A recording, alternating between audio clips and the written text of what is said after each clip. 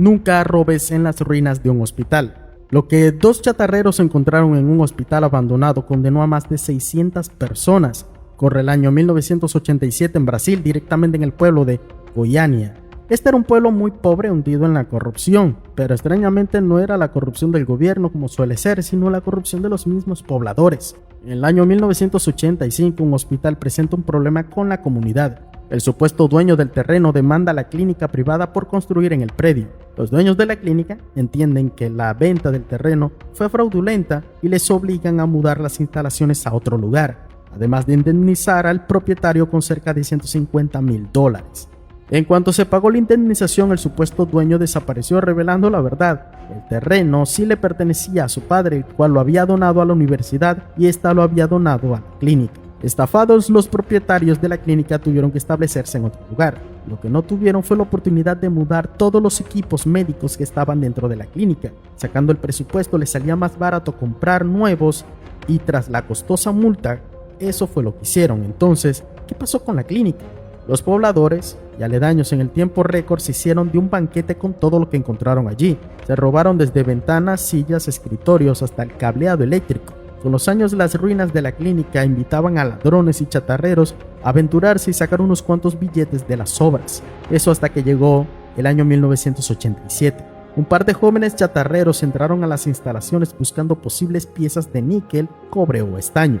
Pero bien adentro, muy adentro de las instalaciones, encontraron una habitación misteriosa. La puerta no era como las otras puertas de madera, esta era de hierro fundido. Estaba asegurada y trabada de lado a lado. Los chatarreros prefirieron romper la pared de al lado y hacer un hueco para entrar. Lo que encontraron era la caja de Pandora, un extraño aparato en medio de la habitación con un brazo enorme.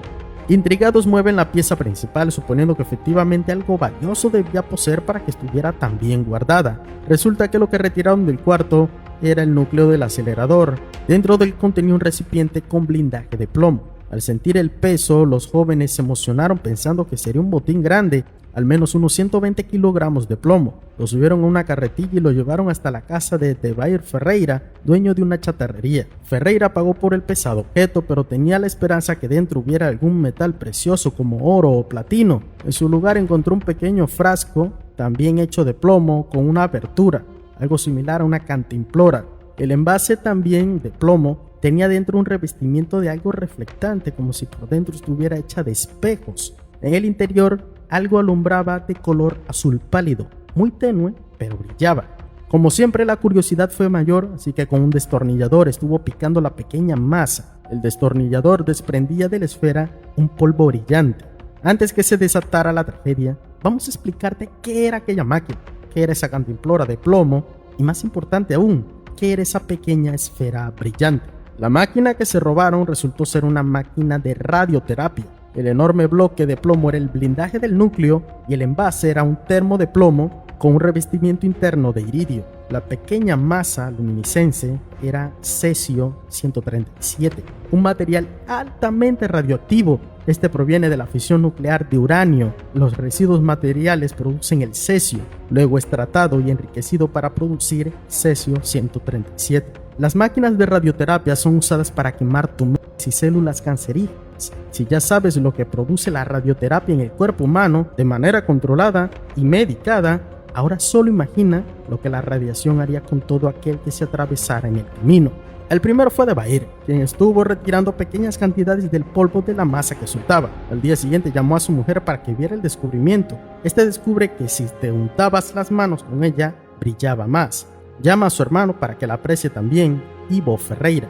Llevó con él un poco de polvo de este a su casa. Allá le dio la sustancia a su hija de 6 años para que jugara. La pequeña Leide Ferreira, la niña, confunde la sustancia con los polvos brillantes de carnavales. Incluso se fue a comer sin lavarse las manos. Tan solo una semana después los efectos se hicieron presentes. Ivo, mientras conducía su camión, notó unas quemaduras en los dedos, unas pequeñas ampollas en la palma de la mano. Este pensó que se trataba de los callos. Lo que realmente estaba pasando es que la radiación estaba quemando sus manos lentamente. En la chatarrería las cosas no estaban muy diferentes. Israel Batista y Admilson Alves, trabajadores de Debair, comenzaron a sentir los efectos también. Comenzaron con mareos, vómitos. Estos fueron llevados al hospital donde los médicos pensaron que se trataba de intoxicación por comida, pero pronto los vecinos circundantes a la chatarrería, todos iban a dar al hospital por la misma razón: mareos, vómito y diarrea, todos con el mismo síntoma. Pero al preguntarles por lo que habían comido, ninguno concordaba. No era alguna carne en mal estado que venía del mercado o alguna agua contaminada. Los médicos no lograban unir los casos de ninguna manera.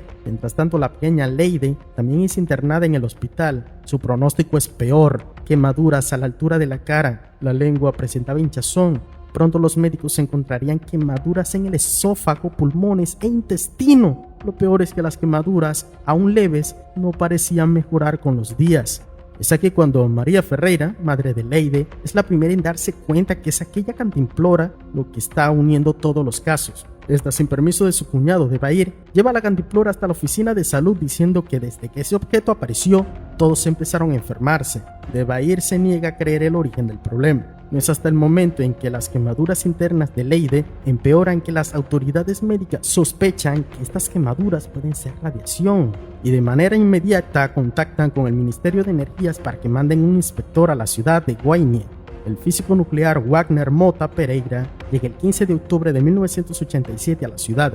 Lo primero que hace es pedir que le entreguen un medidor Geiger de radiación. Estando a 80 metros del hospital, este lo enciende y de manera inmediata el contador empieza a mostrar una lectura elevada. La reacción inmediata fue de incredulidad. Wagner pensó que el medidor Geiger estaba descompuesto y fue hasta la oficina para cambiarlo por otro. Esta vez a 100 metros del hospital, lo volvió a encender. Efectivamente, los niveles de radiación dispararon el contador. Un escalofrío invadió su cuerpo al darse cuenta que gran parte de la localidad estaba contaminada. Siguiendo la radiación, esto lo llevó hasta la oficina de salud, donde ya se había dado aviso que posiblemente un objeto radioactivo estaba produciendo quemaduras. Los bomberos, con nulo conocimiento de la radiación, pensaron que lo mejor que podían hacer era sumergir la pieza en agua fría, tal como se hace en las plantas nucleares, y pensaban arrojar la masa de cesio al río.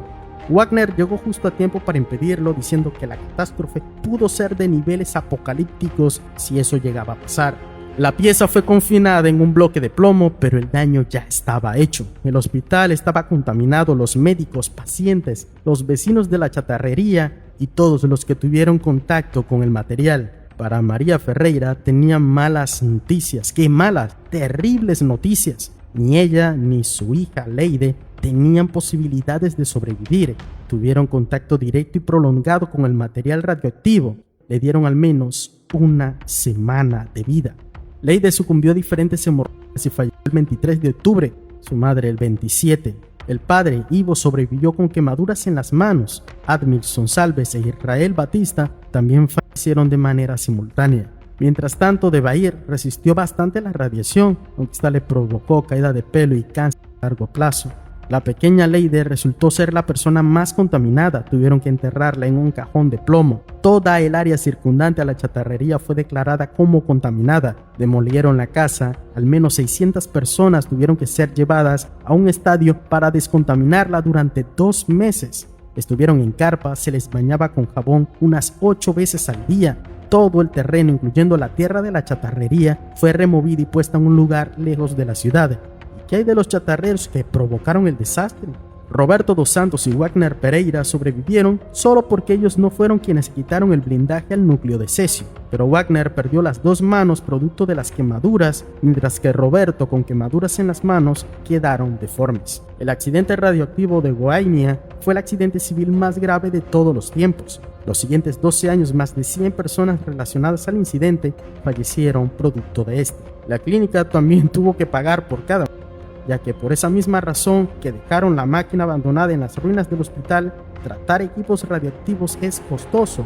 Ellos no quisieron pagarlo y al final tuvieron que indemnizar por más de $50,000 por cada muerte y $10,000 por cada damnificado. ¿Y tú, conocías este caso?